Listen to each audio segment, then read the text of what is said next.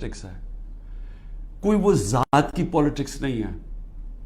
وہ پالیٹکس وہ ہے جو ہم سارے مسلمان انسپائر ہوتے ہیں ہماری نبی صلی اللہ علیہ وسلم سے، کہ انہوں نے بھی ایک مدینہ کی ریاست سنبھالی تھی، انہوں نے بھی مشکل وقت گزارا تھا، اور اس کے بعد انہوں نے دنیا کی تاریخ کا سب سے بڑا انقلاب لے کے آئے تھے. اور ہم تو کبھی ان کے اپنا سوچ نہیں سکتے کہ ان کے جوتوں کی مٹی کے قریب بھی ہوں، لیکن قرآن میں ہمیں حکم ہے کہ ان کی زندگی سے سیکھو، ان کی سنت سے سیکھو.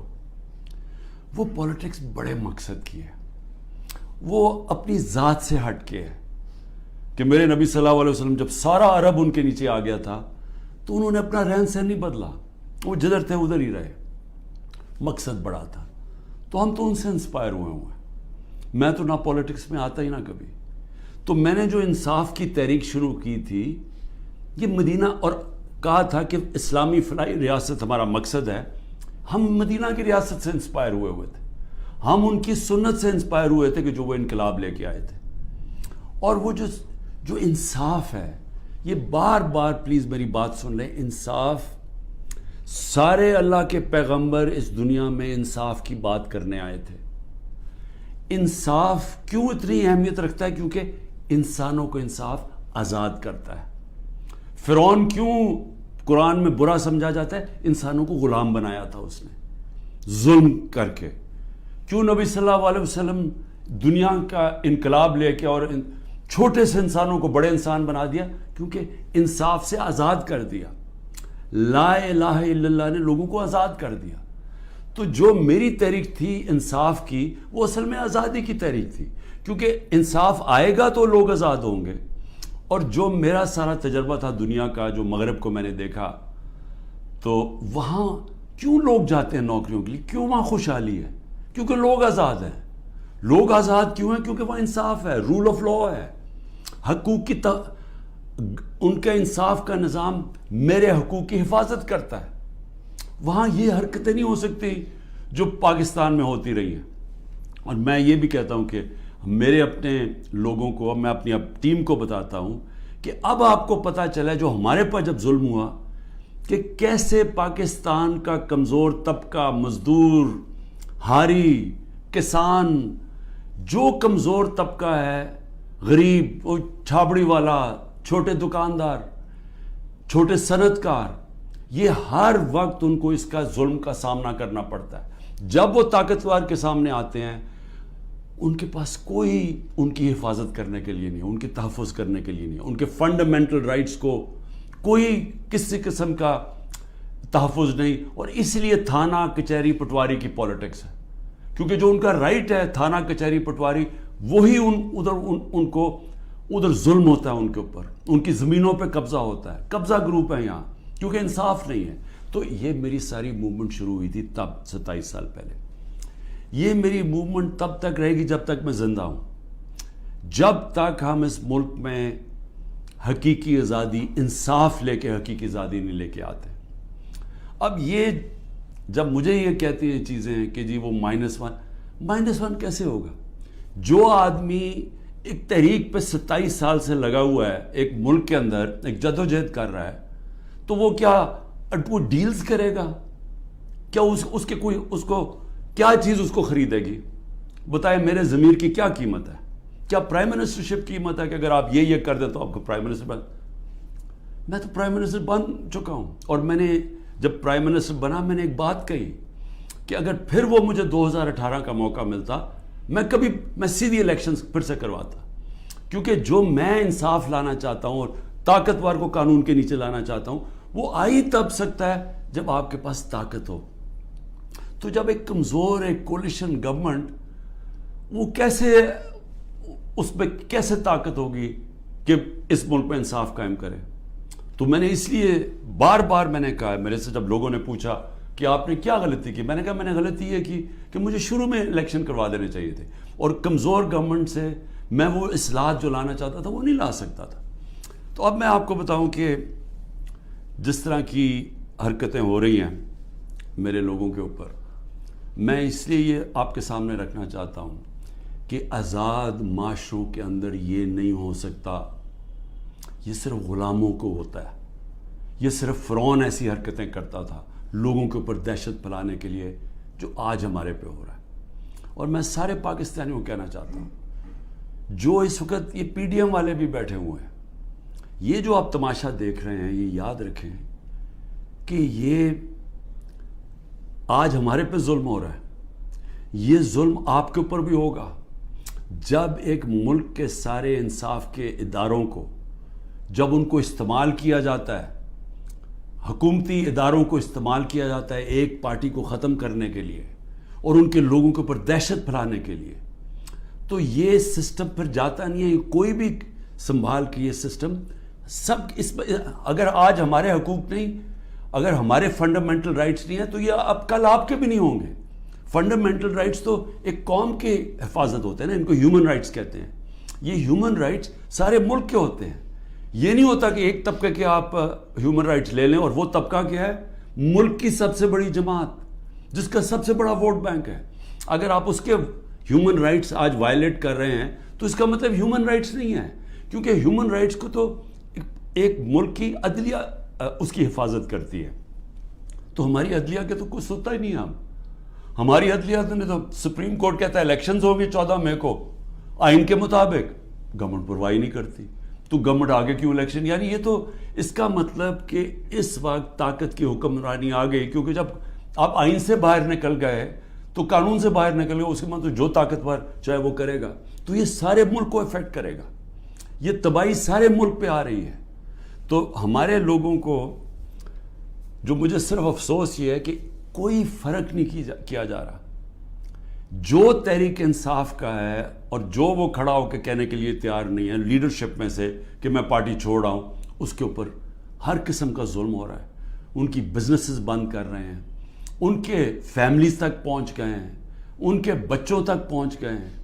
ہر قسم کی بلیک میل, رات کو گھس جاتے ہیں گھروں میں, گھر تباہ کر کے رکھ دیتے ہیں, لوٹ لیتے ہیں گھر, گھروں کو ڈاکہ مارا جاتا ہے, جو ملتا ہے اس کو پکڑ کے لے جاتے ہیں. اگر وہ سارے تو چھپے ہوئے ہیں, ان کے رشتہ داروں کو پکڑ کے لے جاتے ہیں.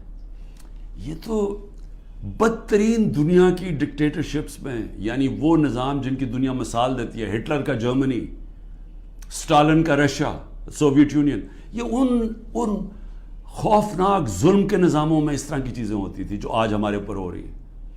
میرے پاس عالیہ حمزہ کی بیٹیاں ہیں, میں نے کل ان کو ملا, 3 بیٹیوں کو. 1 مہینے سے اس کو بند کیا ہوا عالیہ حمزہ. کیا اس کا قصور ہے؟ اس کا والد وہ میرے پاس آئے, انہوں نے بتایا کیسے گھر میں گھس کے انہوں نے ساری چیزیں توڑ دی, ان کی ٹی وی توڑ دیے, 2 آدمی انہوں نے لاٹھیاں پکڑی ہوئی تھی, جو چیز آئے توڑ کے چلے گئے, جو چیز 2-3 اچھی چیزیں پسند آئیں اٹھا کے لے گئے. تو یہ کون سے ملک میں ہوتا ہے؟ یہ غلام ملکوں میں لوگوں کو غلام بنانے کے لیے یہ ہو رہا ہے. یہ آزاد قوموں میں نہیں ہوتا. اور یہ جس طرف ہم جا رہے ہیں, یہ جو ظلم کر رہے ہیں, صرف اور صرف خوف پلا کے سمجھ رہے ہیں کہ یہ پارٹی ٹوٹ جائے گی, اور کئی لوگ چلے بھی گئے ہیں. لیکن کیا اب میرے سے پوچھیں کہ کیا مجھے اس سے کوئی فرق پڑ رہا ہے؟ 150 سے اوپر کیسز کر دیے, قتل کا کیس آخری کر دیا میرے اوپر. مجھے 19 بیلیں لیے میں نے ایک دن میں, یہ دنیا کا ریکارڈ ہے. اس کے بعد 4 گھنٹے نیب میں بیٹھا ہوں. 4 گھنٹے نیب نے میرے سے وہ جو سوال پوچھے, میں چیلنج کرتا ہوں کہ کسی عدالت کے اندر کبھی بھی یہ کیس کی کوئی اہمیت ہو جائے. کوئی کیس ہی نہیں ہے, کیبنٹ کا فیصلہ ہے, ساری کیبنٹ نے فیصلہ کیا. اب یہ دکھانا تھا کہ مجھے اس سے کوئی ذاتی فائدہ ہوا. کیا القاعدہ جو پہلا بن چکی تھی, شروع ہو گئی تھی یونیورسٹی, کیا وہ ایک ٹرسٹ ہے؟ وہاں غریب گھرانوں کے بچوں کو مفت تعلیم مل رہی ہے سیرت نبی پہ اور یہ جو ٹیکنالوجی کے اوپر. وہ ٹرسٹ ہے, جس طرح شوکت خانم ہے. مجھے اس سے کیا فائدہ ہے؟ 1 روپیہ نہیں دکھا سکتے مجھے کیا فائدہ ہو, نہ ہی ہو. کسی ٹرسٹ سے کسی کو فائدہ نہیں ہو سکتا, ٹرسٹ ڈیڈ میں لکھا ہوا ہے. تو وہ کیسز بھی ہیں, قتل کا کیس بھی ہے, ہر روز کوئی نئے کیس آ جاتا ہے. عدالتوں کے میں چکر مار رہا ہوں, لیکن مجھے اس سے کوئی فرق نہیں پڑتا. میں ہر عدالت میں جاتا ہوں, ہر کیس میں جاتا ہوں, یہ بتانے کے لیے کہ میں قانون سے اوپر نہیں ہوں, جبکہ میرے اوپر یہ جان کے کیا جا رہا ہے. یہ مجھے خوف دلانے کے لیے کیا جا رہا ہے. میں یہ آج کہنا چاہتا ہوں کہ یا اس سے یہ سارے کیسز کریں, اور اس کیسز میں کیونکہ کسی عدالت میں کوئی سزا نہیں ہو سکتی, ملٹری کورٹس سیٹ اپ کیے ہیں, اپروور ڈھونڈے جا رہے ہیں جو کہ جی عمران خان نے ہمیں کہا تھا کہ وہ کور کمانڈر کا گھر جلاؤ, یہ کہیں گے, ان میں سے کوئی اپروور آ جائیں گے, مجھے ملٹری کورٹ میں لے جائیں گے, سزا ہو جائے گی, مجھے کوئی فرق نہیں پڑے گا. جو آدمی ایک مشن, جو 22 سال سٹرگل کر کے, جو اگر جس کے پاس سب کچھ تھا, کوئی ضرورت نہیں تھی 22 سال سٹرگل کرنے کی, اگر وہ آج 27 سال کے بعد اگر کسی کا خیال ہے کہ میں جیل سے ڈر جاؤں گا یا جو بھی ہے, جو 2.5 قاتلانے ہم دو میرے اوپر حملے ہو چکے ہیں قتل کرنے کے لیے, ایک مجھے وقت پہ پتہ چل گیا تو میں نے ٹی وی پہ بتا دیا کہ کیا کرنے جا رہے تھے, تو اس سے کیا فرق پڑے گا؟ جو قاتلانہ حملے سے نہیں ڈرتا تو وہ کس سے اور ڈرے گا؟ لیکن اس سے بھی زیادہ گھٹیا پان میری بہنوں تک پہنچ گئے ہیں. میری بیوی کے اوپر کیس, ٹرسٹی ہو کے اس کا وارنٹ کا, ایک ٹرسٹی کو ایک پیسہ نہیں مل سکتا کیونکہ وہ سیرت نبی میں بہت ان کی سٹڈی ہے, وہ انٹرسٹڈ تھی القادر یونیورسٹی, وہ ٹرسٹی ہے, اس کے اوپر وارنٹ نکال دیا. میری بہنوں کے اوپر میں صرف یہ بتا رہا ہوں کہ کس لیول پہ پہنچ گئے ہیں. ایک بہن کا بیٹے کے اوپر وارنٹ نکالا ہے, اس کا خنسامہ اٹھا کے لے گئے, وہ بیٹا نہیں تھا. خنسامہ جب واپس آیا وہ آئی سی یو میں 2 ہفتے سے پڑا ہوا ہے, آئی سی یو کے اندر خنسامہ, اسے پتہ ہے کیا کیا وہاں جیل کے اندر. ایک بہن اس کی بہو کے پاس پہنچ گئے کہ جی آپ کوئی جیو فینسنگ میں آپ کہیں تھی, اس کے پاس پہنچ گئے. ایک بہن اس کی زمین اس کے اوپر اینٹی کرپشن پہنچ گئی ہے. میں نے اپنی بہنوں کو ویسے کہا, میں نے کہا دیکھو ملک سے باہر چلے جاؤ. وہ تینوں کھڑی ہیں, نہیں ہم فیس کریں گے, ہم نہیں جاتے. مجھے کئی دفعہ جی عمران خان آپ ملک سے باہر, میں کیوں ملک سے باہر جاؤں گا؟ یعنی میں نے اگر کوئی کرپشن کی ہوتی تو میں بھی شاید جس طرح یہ بھاگ جاتے ہیں, جب ان کے اوپر اقتدار سے نکلتے ہیں سب باہر بھاگ جاتے ہیں کیونکہ ان کے کیسز ہوتے ہیں, باہر بھاگتے ہیں کیسز رک جاتے ہیں. میں سارے کیسز فیس کروں گا کیونکہ میں نے کوئی غلط کام نہیں کیا, مجھے پتہ ہے اللہ الحق ہے. یہ خود ہی جب یہ جو کوئٹہ کا مرڈر کیس کیا, یہ خود ہی ذلیل ہو رہے ہیں اس میں, سب کو پتہ ہے, کوئٹہ کے اندر سب کو پتہ ہے کہ ان کی دشمنی تھی. میں پھر آگے آپ کو کہوں, اب آگے کیا راستہ ہے, ملک کا راستہ آگے کیا ہے؟ میں جو یہ ان سے بات کرتا ہوں کہ میرے سے بات چیت کرو, کوئی بات چیت نہیں کرتا. میں اپنی اسٹیبلشمنٹ آرمی چیف سے اسے کہتا ہوں کہ بات چیت کرو, کوئی بات چیت کرنے کے لیے تیار نہیں ہے. میں اپنی ذات کے لیے آپ سے بات نہیں کرنا چاہتا. مجھے آپ کچھ نہیں دے سکتے, قوم میرے ساتھ کھڑی ہے, کیا کوئی دے سکتا ہے؟ میں کوئی چور دروازے تو آنا نہیں چاہتا. اگر قوم مجھے ووٹ دے گی میں تیار ہوں, لیکن اگر قوم ووٹ نہیں دے گی تو نہیں. اللہ نے تو سب کچھ, میں وہ اللہ نے کا شکر ادا کرتا ہوں ہر وقت کا جو اس نے مجھے دیا. لیکن میں بات کرنا چاہتا ہوں کہ ملک تباہی کی طرف جا رہا ہے. یہ جو بجٹ آیا ہے, اس بجٹ کے اندر ذرا آپ کو سمجھ آ جانا چاہیے کہ ہم اب کدھر ایک دلدل کے اندر دھستے جا رہے ہیں. آپ یہ سوچیں کہ فیڈرل گورنمنٹ جو سارا جب وہ پیسے دے دے گی صوبوں کو, جو 5,000 ارب روپیہ صوبوں کو جب جائے گا, تو فیڈرل گورنمنٹ کے پاس جو پیسہ بچے گا اس سے زیادہ جو ہمارا سود دینا ہے, ہم نے قرضوں کے اوپر سود دینا ہے, وہ سود اس سے زیادہ ہے. 7,300 ارب روپے کا سود دینا ہے. مشکل سے فیڈرل گورنمنٹ کے پاس بچ جائے گا 7,000 ارب سے بھی کم, تو سارا پھر ملک قرضوں پہ چلے گا. ہم نے 3.5 سال میں 18,000 ارب 18,400 ارب قرضہ لیا تھا. 18,400 ارب قرضہ 3.5 سالوں میں. انہوں نے تقریباً 15,000 ارب قرضہ 1 سال میں لے لیا. تو یہ قرضے چڑھائے جا رہے ہیں, انڈسٹری بند ہو رہی ہے. گروتھ ریٹ جو تھی جس سے دولت میں اضافہ ہوتا ہے وہ 6.1% سال پہلے تھی, آج وہ پہنچ گئی ہے 0.3 پہ. تو جو دولت ہے اس کے اندر تو کمی ہو رہی ہے, قرضے بڑھتے جا رہے ہیں. ڈالر کدھر سے آئیں گے؟ انہوں نے 25-30 ارب ڈالر 1 سال کے اندر دینے ہیں, وہ کدھر سے آئیں گے؟ تو میں آج اس لیے یہ سوال پوچھ رہا ہوں کہ کوئی تو روڈ میپ ہوگا نا. ابھی تو روڈ میپ یہ ہے کہ کسی نہ کسی طرح عمران خان کو ختم کرو, اور اگر P T I Imran Khan سے تو اس کو ختم کرو. تو ابھی تو یہ ون پوائنٹ ایجنڈا, ساری ایجنسیز, سب کچھ, سارے ملک کے ادارے وہ اسی پہ لگے ہوئے ہیں کام کرنے. لیکن میں سوال کچھ اور پوچھ رہا ہوں. میں یہ نہیں کہہ رہا کہ کریں, ہم کھڑے ہیں. اس میں سے ایک آپ یہ کرم کر رہے ہیں کہ میرے جو نظریاتی لوگ ہیں وہ نظر آنا شروع ہو گئے ہیں کہ وہ نظریاتی لوگ کون ہیں, اور وہ نظر آنا شروع ہو گئے کہ جو ہمارے ساتھ اور مقصد کے لیے آئے تھے, ان نظریے کے لیے نہیں آئے تھے. تو ایک تو آپ فائدہ کر رہے ہیں کیونکہ صرف نظریاتی پارٹی اب پاکستان کو اس دلدل سے نکال سکتی ہے. لیکن نکالے گی کیسے؟ میری آخر میں بات سن لیں, ایک ہی طرح ہم نکلیں گے. ہمیں کوئی اب باہر سے پیسے دینے کے لیے تیار نہیں ہے. ہمارے جو دوست ملک ہیں وہ بھی پیسے دینے کے لیے نہیں تیار. میرے لیے جو سب سے زیادہ شرمندگی ہوتی تھی کہ جب میں اپنے دوست ملکوں سے پیسے مانگنے گیا ملک کے لیے, کیونکہ دیوالیہ نکلا ہوا تھا ہمارا, تو اس وقت ملک ہمارے پاس تو سب سے بڑا بیرونی خسارہ چھوڑ کے گئے تھے یہ نون لیگ والے, یہ اسحاق ڈار. تو ان سے پیسہ مانگنا سب سے شرمندگی تھی. اب کیسے نکلنا ہے میں آپ کو بتاتا ہوں کیسے نکلنا ہے. اس میں ایک سورس ہے اوورسیز پاکستانی, یہ یاد رکھ لیں. بیرون ملک پاکستانی آپ کو نکالیں گے ادھر سے, اور بیرون ملک پاکستانی کیسے نکالیں گے؟ میں نے پھر سے آپ کو کہتا ہوں کہ 16,000 پاکستانی امریکن ڈاکٹرز, ان کی نیٹ ورتھ $200 ارب ہے. ہم آئی ایم ایف سے $6 ارب کی پیچھے ان کے منتیں کر رہے ہیں کہ کسی طرح دے دیں ہمیں. $200 ارب ان کی ہے, یہ صرف 16,000 ہے. 1 کروڑ باہر پاکستانی بیٹھا ہوا ہے.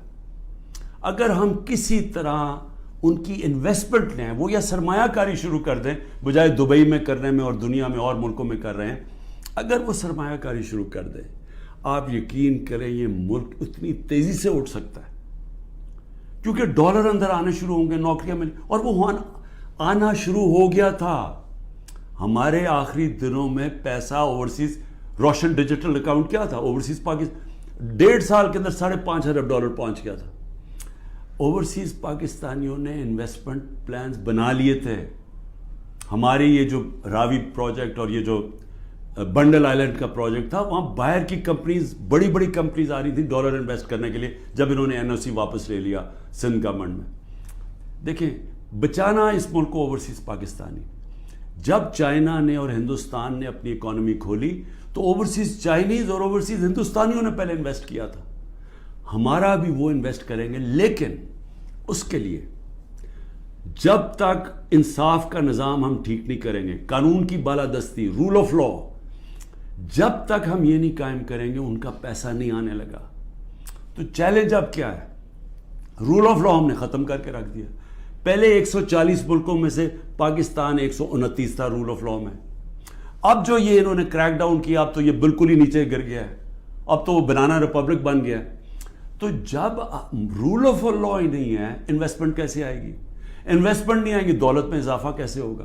یہاں تو اس وقت پاکستانی پیسہ باہر بھیج رہے ہیں, پاکستانی ڈالر لے کے بیٹھے ہوئے ہیں کیونکہ وہ کسی کو اعتماد ہی نہیں ہے. تو جب تک ہم اس ملک کا نظام ٹھیک نہیں کرتے, جو میں 27 سال پہلے انصاف کی تحریک لے کے نکلا تھا, رول آف لا کی تحریک, وہ جب تک اب ہم قائم نہیں کریں گے, پاکستان کے نظام کو ٹھیک نہیں کریں گے, گورننس سسٹم تب ٹھیک ہوگا, ادارے مضبوط ہوں گے. اور جب لوگوں کو اعتماد ہو جائے گا کہ ہمارے, اب جب میں اپنی سرمایہ کاری کروں تو یہاں کا جو قانون ہے, جو ان کی لا انفورسمنٹ ہے, جو ان کی عدلیہ ہے, وہ میری سرمایہ کاری کی حفاظت کرے گی, میرے سے فراڈ نہیں ہونے دے گی. یہ جب تک اعتماد نہیں ہوتا پیسہ نہیں آنے لگا. اور اس کے لیے جب تک کہ حکومت نہیں آتی جو پبلک مینڈیٹ سے آئے, جس کو پبلک سپورٹ کرے, جس کو بڑا ووٹ ملے اور پبلک کی سپورٹ سے آئے, صرف وہی بڑے بڑے فیصلے کر سکتی ہے. نہیں تو ان کو تو آپ نے دیکھ ہی لیا ہے کیا کیا انہوں نے, سوائے مہنگائی کر کے, تاریخی مہنگائی 38% پہ, انہوں نے کیا کیا ہے؟ انڈسٹری بند ہو گئی ہے, بے روزگاری بڑھ گئی ہے, گروتھ ریٹ, انہوں نے اور کیا کرنا ہے؟ تو یہ جو ابھی تک تو گیم پلان میں یہ کھچڑی پکنے لگی ہے نا, آگے نئی آ گئی ہے, نئی جماعت ایک کریٹ کر دی ہے, ہم نے بھی اپنے بڑے بڑے اچھے 27 سال پرانے ہم نے لوگ وہاں بھی بھیج دیا ہیں ان کے پاس، اور ضرورت ہے تو حکم کریں ہم اور بھی بھیج دیتے ہیں. لیکن اس سے ملک ٹھیک نہیں ہونے لگا. ملک ٹھیک تب ہوگا جب ایک public mandate free and fair election کے بعد ایک مضبوط گورنمنٹ آئے گی. اور میں اپنی اسٹیبلشمنٹ کو آج پھر سے کہتا ہوں، نظر ثانی کرے، ملک تباہی کی طرف جا رہا ہے. اور جب یہ تباہی جس طرف جا رہا ہے اور IMF کی اگلی کنڈیشنز آئیں گی، جس طرح انہوں نے مصر اور سری لنکا میں انہوں نے کنڈیشن لگائی، وہ کیا ہے کہ فوج کا بجٹ کام کرو، دونوں جگہ انہوں نے کہا. تو یہ تو ہم ادھر جا رہے ہیں کہ ہم اپنی سیکیورٹی اینڈ میں کمپرومائز کریں گے. اور ایک دفعہ سیکیورٹی کمپرومائز ہوگی اس ملک کی تو ہمارے جو دشمن بیٹھے ہیں وہ ملک توڑنے کے لیے تیار ہیں. تو میں اس لیے آپ کو کہہ رہا ہوں، مجھے کوئی ریلیف نہیں چاہیے، مجھے کوئی آپ کی مدد نہیں چاہیے. میں مجھے یہ سمجھے کہ یہ جو سارا کچھ ہو رہا ہے انتقامی کارروائی، مجھے چھوڑے میری بہنیں باہر جانے کے لیے نہیں تیار. وہ تو عورتوں کے اوپر تو کبھی اس ملک میں ایسے نہیں ہوا. لیکن ملک نیچے جا رہا ہے اور اس لیے وقت کم ہے. جس طرح دن بڑھتے جا رہے ہیں ہم اور اپنے ملک کو تباہی کی طرف لے کے جا رہے ہیں. صرف قانون ختم ہو چکا ہے. کسی کو اس وقت پھر سے میں کہتا ہوں، جب عدلیہ اپنے فیصلے نہیں کروا سکتی، جب آئین کی کوئی پرواہ نہیں کر رہا، جب پولیس کھلے عام گھروں میں گھس کے لوگوں کے گھر لوٹ رہی ہے اور اٹھا کے لے کے لوگوں کو جا رہی ہے، کلیکٹیو پنشمنٹ دے رہی ہے، تو اس ملک میں تو اب باہر کے لوگ کیا سوچ رہے ہوں گے؟ بتائیں نا، بیرون ملک پاکستانی جو آپ کا بڑا اثاثہ ہے وہ کیا سوچ رہا ہوگا؟ وہ کوئی سوچے گا کہ پاکستان میں پیسہ لگانا ہے؟ تو اگر انہوں نے نہیں لگانا تو اور تو اس وقت کوئی ہے نہیں. جب تک ہم ملک کی ایکسپورٹس نہیں بڑھاتے وہ تو ٹائم لگے گا کہ ہم اپنی ڈالر انکم بڑھائیں. تو اس میں تو صرف ایک ہی انٹرم میں تو صرف اوورسیز پاکستانی مدد کر سکتے ہیں. شکریہ. پاکستان زندہ باد.